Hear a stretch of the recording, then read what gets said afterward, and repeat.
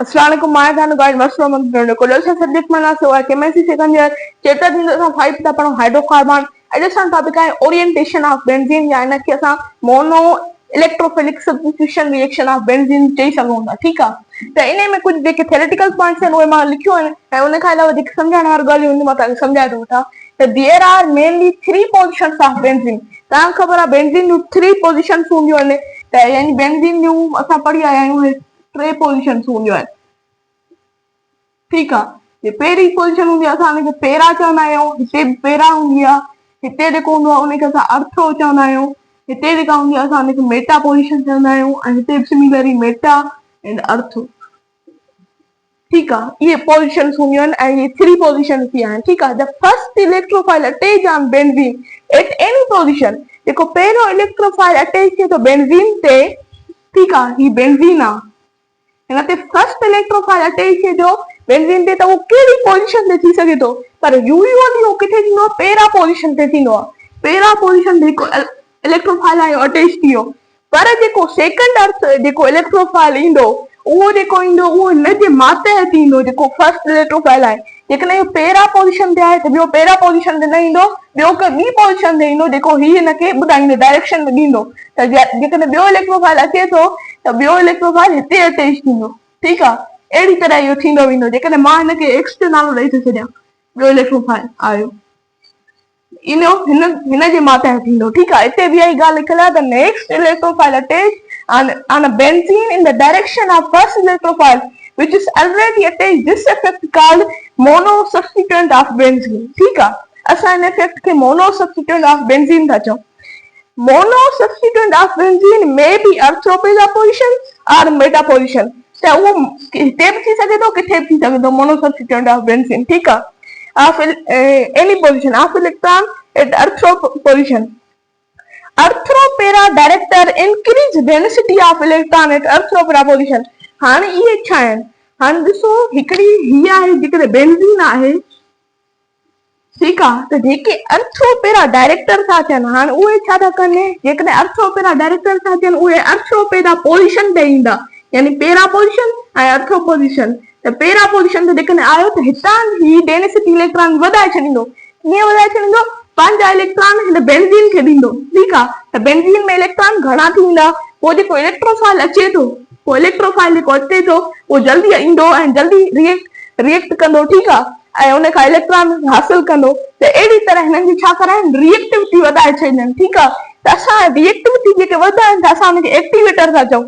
Reactivity वधाइण वारे खे इलेक्ट्रॉन ॾेई छॾनि पंहिंजा इलेक्ट्रॉन ठीकु आहे त इनखे इहे अर्थोपेरा पोजीशन ते ऐं मेटा डायरेक्टर अचनि था मेटा डायरेक्टर अचनि था ठीकु आहे ही मेटा पोजीशन हिते आयो ठीकु आहे हिन पंहिंजा इलेक्ट्रॉन हिनखे ॾेई छॾिया त इहा मेटा पोजीशन ते छा थियो वधाए छॾी इलेक्ट्रॉन जी पोजीशन माइनस अची वई पोइ जेको इलेक्ट्रोफाइल ईंदो प्लस वारो इहो हिते ई अटैक कंदो तव्हां इहा ॻाल्हि सम्झी आयो ठीकु आहे इन खां अलावा इहो ई थियो there are 2 type of director director जा ॿुधायो ॿ टाइप आहिनि हिकिड़ा इलेक्ट्रॉन वठनि था बेंजीन खां जेके हुननि वटि आहिनि ऐं ॿिया वरी पंहिंजा ॾेई था वञनि ठीकु आहे त अहिड़ी तरह जेकॾहिं वठण वारा आहिनि त अहिड़ी तरह जेकॾहिं अटैच आहे त इहो छा थो करे इहो बेंजीन मां बि इलेक्ट्रॉन पंहिंजी तरफ़ वठे थो बेंजीन वटि इलेक्ट्रॉन जी कमी थी वञे यानी रिएक्टिविटी आहे बेंजीन घटि थी वञे ऐं जेको इलेक्ट्रोफाइल हिन ते जल्दी अटैक करे उहो पोइ हुन ते अटैक नथो करे सघे हाणे इहे कुझु सम्झण वारियूं ॻाल्हियूं हलूं था अॻिते लिखियल आहे अर्थोपेरा जेके डायरेक्टर्स आहिनि उहे यूजुअली एक्टिवेटर आहिनि ऐं उन्हनि खां अलावा कंहिंखां अलावा हेलोजन खां अलावा बाक़ी जेके मेटा डायरेक्टर आहिनि उहे डीएक्टिवेटर आहिनि असां कीअं था सुञाणे सघूं जीअं हिकिड़ो मिसाल मां तव्हांखे ॾियां थो सिंपली तव्हांखे सुञाणे वेंदो त एक्टिवेटर कहिड़ा आहिनि मेटा एक्टिवेटर मेटा डीएक्टिवेटर ऐं जेके अर्थोपेरा एक्टिवेटर कहिड़ा आहिनि ठीकु आहे हिन सां इलेक्ट्रोफाइल अटैच हुजे हिन सां सिंगल बाउंडेड हुजे या ॿिए कंहिं सां सिंगल बाउंडेड हुजे ॿियो को बि हुजे हिन सां अटैच उन सां सिंगल बाउंडेड हुजे त असां चऊं था त जिते बि सिंगल बांड अची थो वञे सिंगल बांड त असां दावे सां चई सघूं था त इहे अर्थोपेरा छा आहिनि एक्टिवेटर आहिनि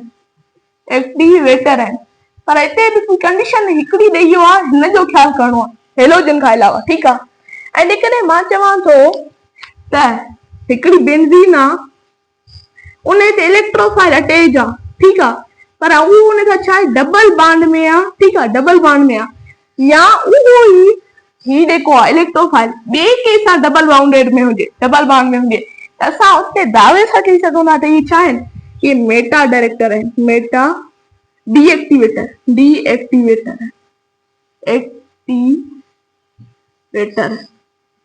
ठीकु आहे, ही एब्सॉर्बर एक्टिवेटर। हाणे हिकिड़ो मां तव्हांखे ॾियां थो एग्जाम्पल, उहो तव्हांखे पाण करणो आहे। ठीकु आहे,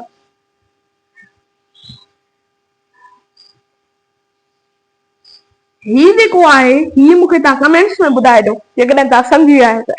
उन खां अलावा जेकॾहिं मां हिकिड़ो ॿियो तव्हांखे एग्जाम्पल ॾियां थो, COOH, ही ॿुधायो त इहो अर्थोपेरा एक्टिवेटर आहे या मेटा डीएक्टिवेटर आहे, तव्हां इहो ॿुधायो। हे जेको आहे तव्हां ॾिसी सघो था छा आहे, हाणे तव्हां हिते सुञाणे सघो था, हाणे COOH आहे त यानी हिते C double bond O and छा हूंदो H, यानी हिकिड़ो हिन बेंजीन सां त न आहे पर ॿिए कंहिंसां बि डबल बाउंडेड में आहे त असां चई सघूं था इहो मेटा छा आहे, डीएक्टिवेटर आहे। ठीकु आहे, ही जेको आहे एग्जाम्पल इहो तव्हां कमेंट्स में ॿुधाए ॾियो। जेकॾहिं टॉपिक आहे आइसोमराइज़म, मोस्ट इम्पोर्टेंट टॉपिक जेका मां हाइड्रोकार्बन में हीअ चई सघां थो त इहा वधीक में वधीक इम्पोर्टेंट टॉपिक आहे। पहिरां जेकॾहिं असां हिनजी डेफिनेशन था ॾिसूं, डेफिनेशन आहे त same molecular formula mass but different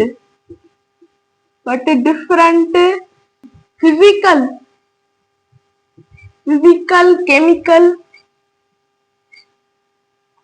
chemical are both properties called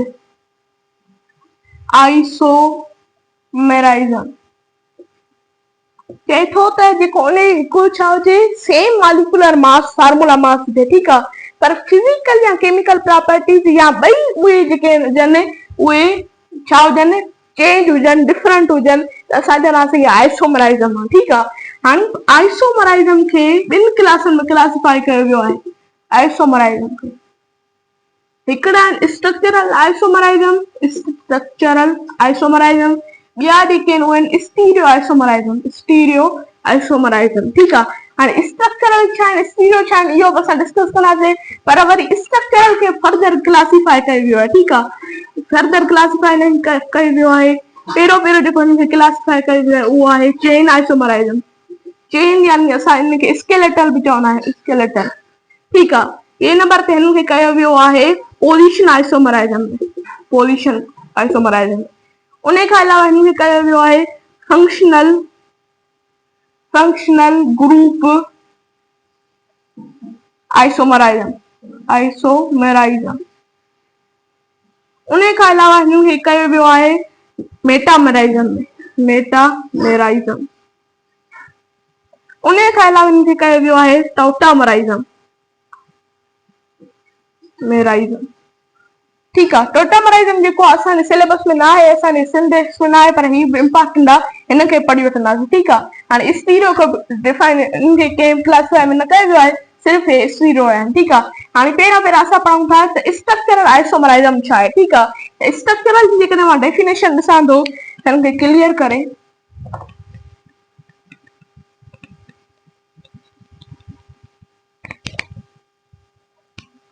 हिननि जी डेफिनेशन स्ट्रक्चरल जी, same type of isomer which have same molecular formula mass but different structural arrangement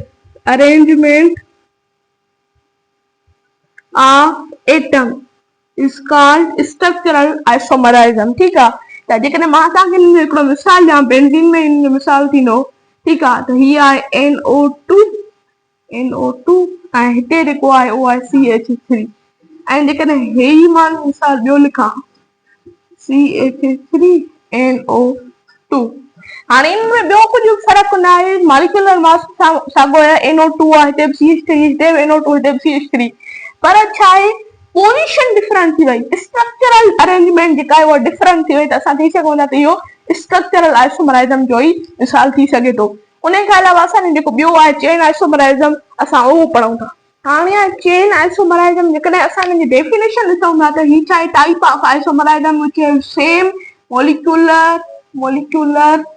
formula mass but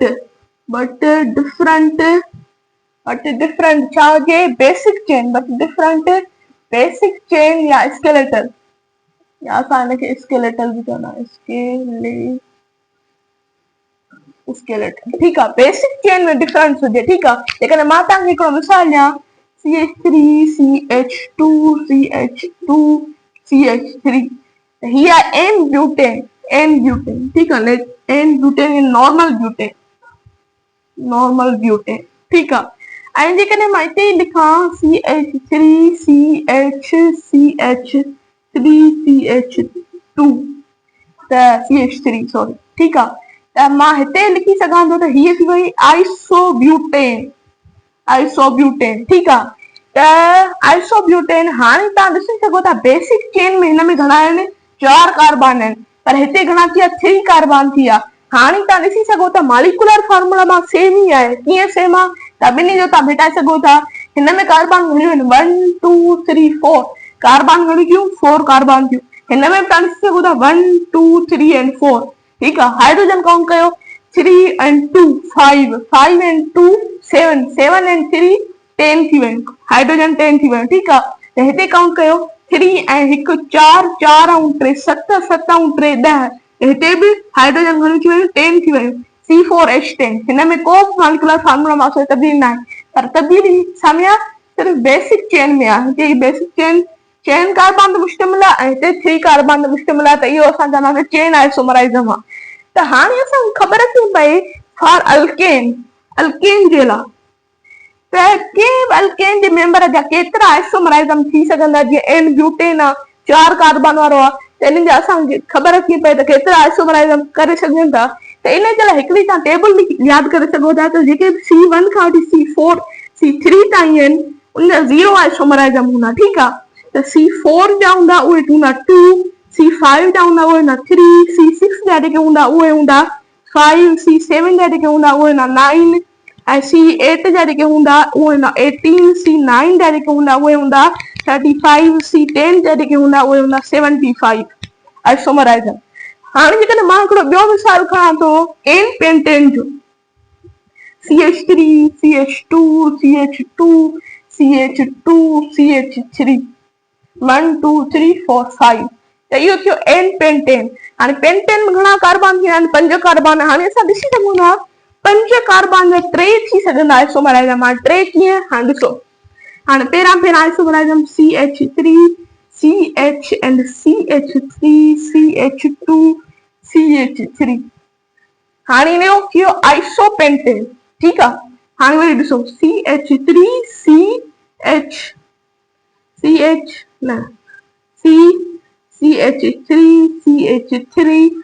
CH3 ही थी वियो neopentane. त इहे थी विया 3 1 2 3, त 3 आइसोमर आहिनि। ठीकु आहे, एन पेंटेन जा।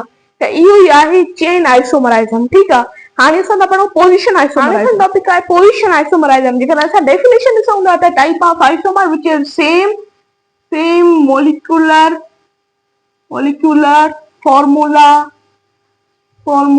mass but different position of functional group।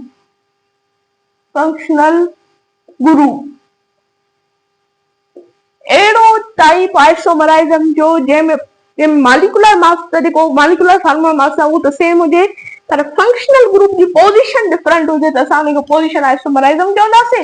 ऐं उन खां अलावा जेकॾहिं असांखे को मिसाल ॾियां त CH3 CH CH2 CH3 ऐं हिते क्लोरीन। ऐं जेकॾहिं मां ॿियो हिकिड़ो मिसाल ॾियां CH Cl and CH3। हाणे तव्हां ॾिसी सघो था ही आहे 1 क्लोरोप्रोपेन, ही थी वियो 2 क्लोरोप्रोपेन। नंबरिंग तव्हां करे सघो था, हेॾां करे सघो था, होॾां करे सघो था, 1 2 3। ही आहे 1 1 क्लोरोप्रोपेन ऐं ही जेको थियो ही थियो 2 क्लोरोप्रोपेन 2 क्लोरोप्रोपेन।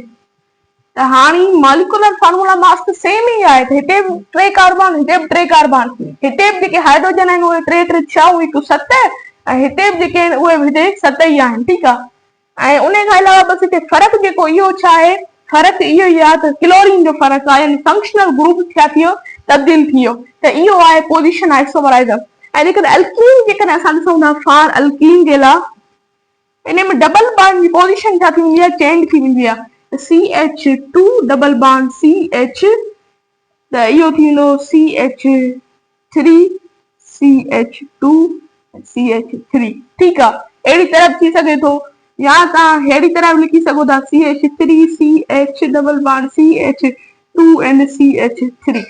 अहिड़ी तरह बि थी सघे थो, या अहिड़ी तरह बि थी सघे थो CH3 CH2 CH2 double bond CH2। अहिड़ी तरह बि थी सघे थो। त हिन में छा थियो, डबल बॉन्ड पोज़ीशन चेंज थी सघे थी। ठीकु आहे।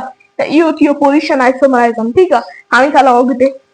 हाणे फंक्शनल ग्रुप आइसोमराइज़म जहिड़ी जेका डेफिनेशन ॾिनी, type of isomerism which is same molecular formula mass but different in functional group जेको फंक्शनल ग्रुप हुजे उहो चेंज हुजे ऐं मॉलिक्यूलर फार्मूला मां सेम हुजे त असां चवंदासीं फंक्शनल ग्रुप आइसोमराइज़म आहे। हिकिड़ी हिंट तव्हांखे ॾींदो हलां, जंहिंजा बि जनरल फार्मूला सेम हुआ चैप्टर नंबर 4 में नोमेनक्लेचर में, त असां चई सघूं था त थी सघे थो उहे हिक ॿिए जा आइसोमराइज़म हुजनि, थी सघे थो। ठीकु आहे।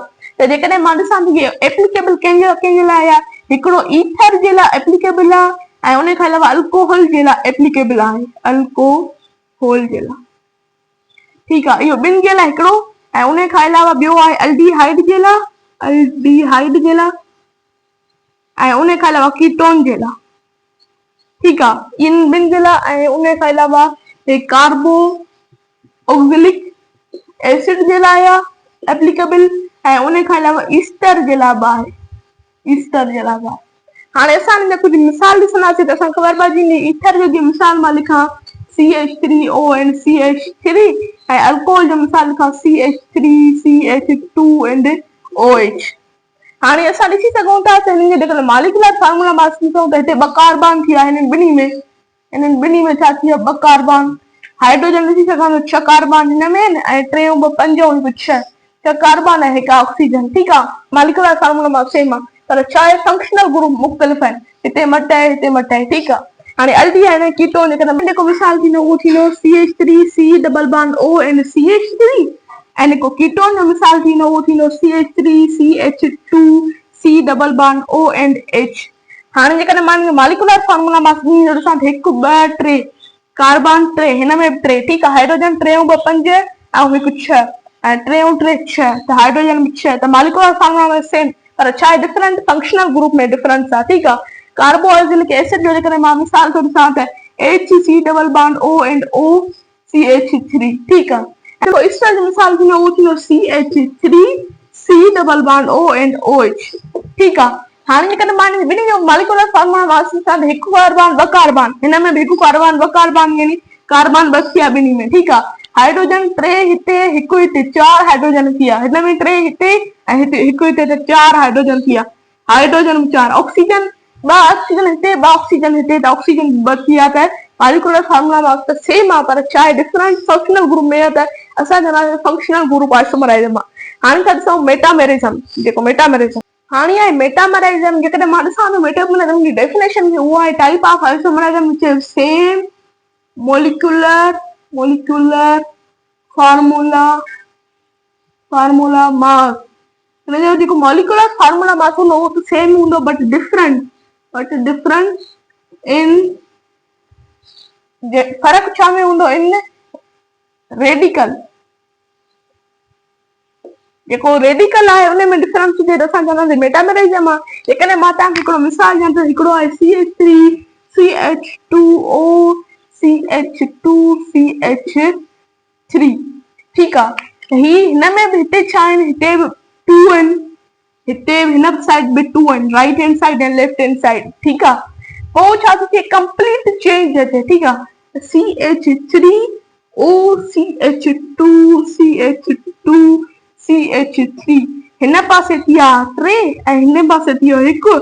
इहे छा थी विया, कंप्लीट चेंज थी वियो आहे। इहो छा थी वियो, इहो थी वियो मेटामराइज़ थी वियो, ठीकु आहे। इहे मेटामराइज़ आहिनि हिक ॿिए जा। त असां चई सघूं था इहो एप्लीकेबल आहे हिकिड़ो ईथर जे लाइ, ईथर जे लाइ, उन खां अलावा कीटोन जे लाइ, कीटोन जे लाइ, ऐं उन खां अलावा ईस्टर जे लाइ, ऐं उन खां अलावा सेकेंडरी अमाइन जे लाइ। इन्हनि शयुनि जे लाइ ही मेटामराइज़म एप्लीकेबल आहे। हाणे जेको आहे लास्ट टोटोमराइज़म, असां उहो था पढ़ूं। हाणे आहे टोटोमराइज़म, ठीकु आहे। इन जी जेकॾहिं मां डेफिनेशन ॾियां, type of isomerism which is same molecular formula mass. Molecular formula mass त सभिनी जो सेम आहे, पर डिफरेंट छा में थो अचे, different in shifting of proton चऊं, ऐं इन खे जेकॾहिं आख़िर में लिखूं था त बट डिफरेंट इन position of hydrogen, position of hydrogen यानी पाई बॉन्ड, यानी पाई बॉन्ड जी पोजीशन में छा जो चेंज हुजे, या असां इनखे ईअं चई सघूं था त shifting of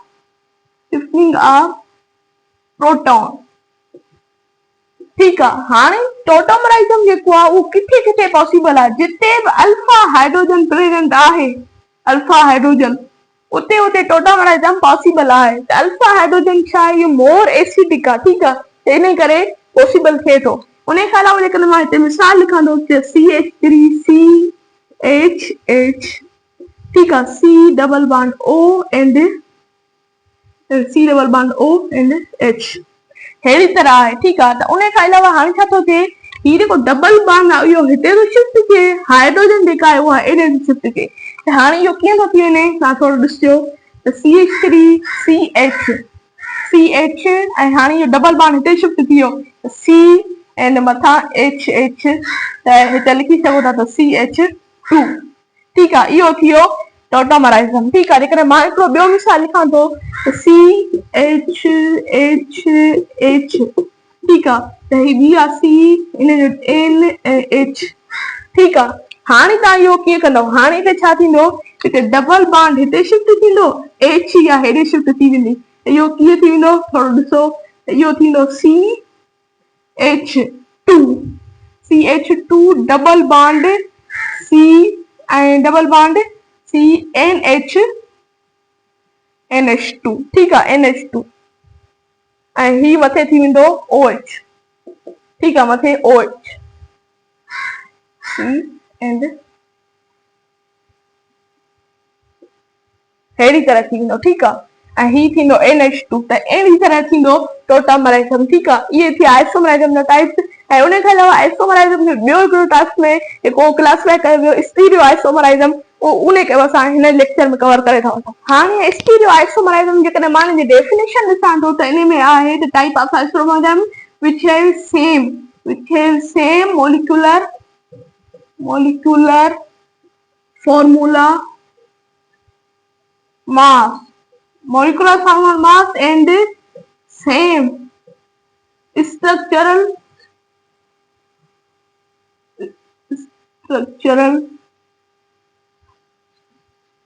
formula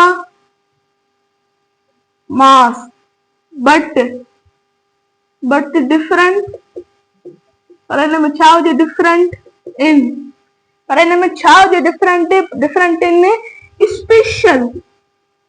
special arrangement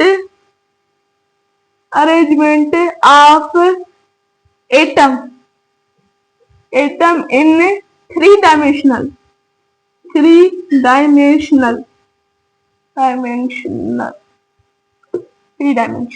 ठीकु आहे। त जंहिंमें छा हुजे, स्पेशल अरेंजमेंट ऑफ एटम में छा हुजे, डिफरेंट हुजे, जेको 3 डायमेंशनल आहे। त इहो कीअं थींदो, जेकॾहिं हीअं आहे CH2H एंड हिते थी वियो C, हिते थी वियो OH, हिते थी वियो H एंड CH2OH, ठीकु आहे। हिकिड़ो इहो थियो, उन खां अलावा हिते ॿियो थी वञे CHH and C and H and OH हिते थींदो CH2OH। हिते ॾिसो फ़र्क़ु किथे आहे, फ़र्क़ु सिर्फ़ु हिन जॻह ते आहे, O हिन जॻह ते, हिते H हिन साइड आहे, हिते H ॿी साइड आहे, ठीकु आहे। हिन में छा थी वियो, फ़र्क़ु अची वियो, स्पेशल अरेंजमेंट ऑफ एटम में फ़र्क़ु अची वञे त असां चवंदासीं इहे आहिनि स्टीरियो आइसोमराइज़म। हाणे स्टीरियो आइसोमराइज़म खे ॿिनि क्लासनि में क्लासिफाई कयो वियो आहे, ठीकु आहे। जेकॾहिं मां ॾिसां थो स्टीरियो आइसोमराइज़म खे,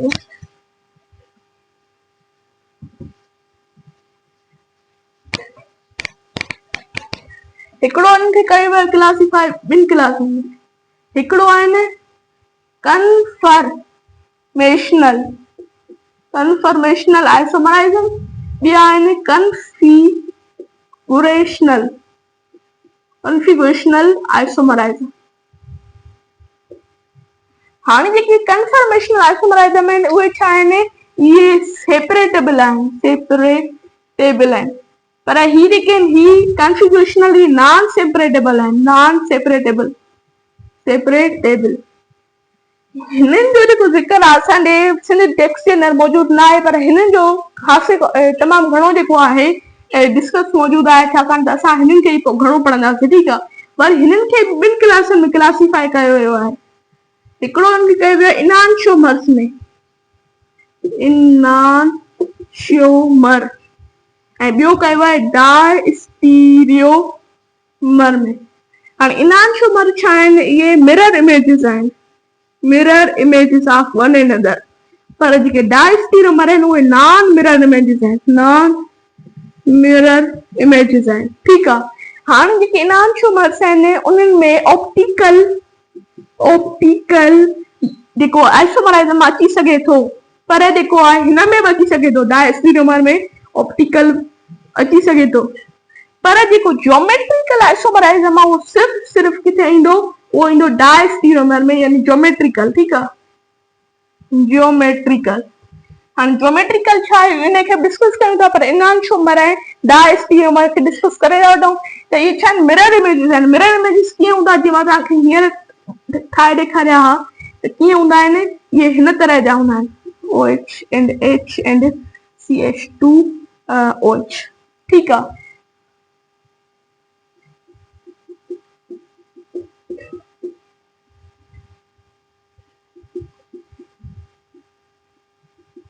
अहिड़ी तरह जा हूंदा आहिनि, ऐं ही छा हूंदा आहिनि, मिरर इमेजिस आहिनि in the presence of sunlight, ठीकु आहे, मिरर हूंदो आहे विच में, ठीकु आहे। त इहे छा आहिनि, हिक ॿिए जा मिरर इमेजिस आहिनि। ऐं ज्योमेट्रिकल आइसोमराइज़म छा आहे, असां हिन जे बारे में था पढ़ो, अचो त हिन जे बारे में डिस्कस कयूं। हाणे आहे ज्योमेट्रिकल आइसोमराइज़म। ज्योमेट्रिकल आइसोमराइज़म जो मतिलबु आहे छा हुजे, ज्योमेट्री सेम न हुजे, ज्योमेट्री में डिफरेंस हुजे त असां चवंदासीं ज्योमेट्रिकल आइसोमराइज़म आहे। या असां ईअं बि चवंदा एरियल डिस्टेंस जेको हुजे न उन में चेंज हुजे, ठीकु आहे। हिन जा ॿ एग्जाम्पल्स हूंदा अथव, हिकिड़ो हूंदो आहे सिस, ॿियो हूंदो आहे ट्रांस, ठीकु आहे। ऐं हिन जे लाइ कुझु शर्तूं आहिनि, कंडीशन्स आहिनि। जेकॾहिं ओपन आहे, इफ ओपन आहे त कंडीशन नंबर जेका 1 आहे, कंडीशन नंबर 1 उहा थी चए त इट कंटेन डबल बॉन्ड,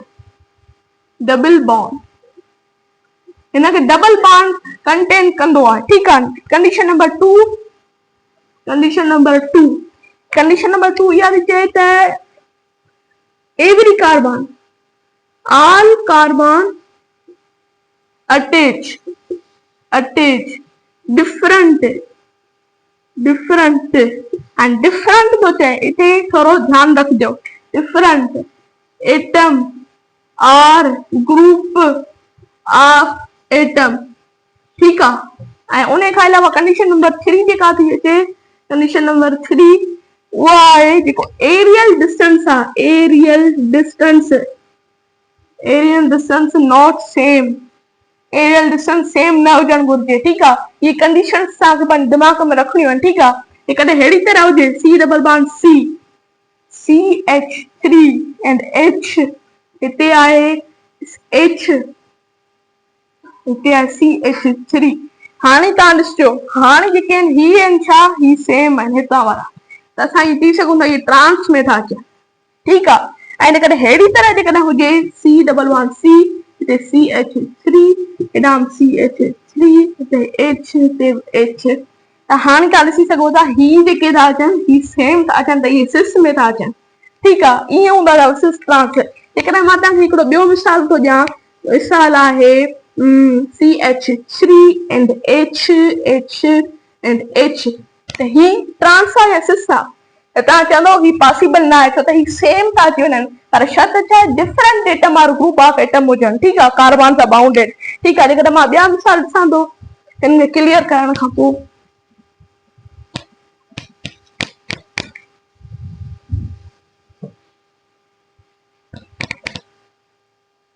ॿियो हिकिड़ो मिसाल जीअं आहे C double bond C and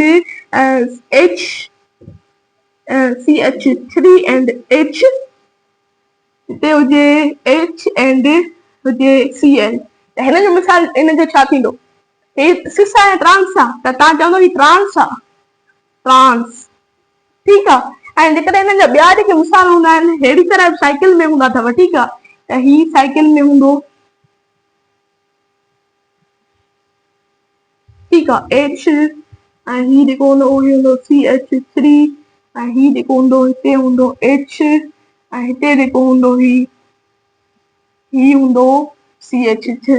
he जेको हूंदो इहो ट्रांस हूंदो। ठीकु आहे, ही ट्रांस थी वियो। ऐं उन खां अलावा अहिड़ी तरह जेकॾहिं हुजे थो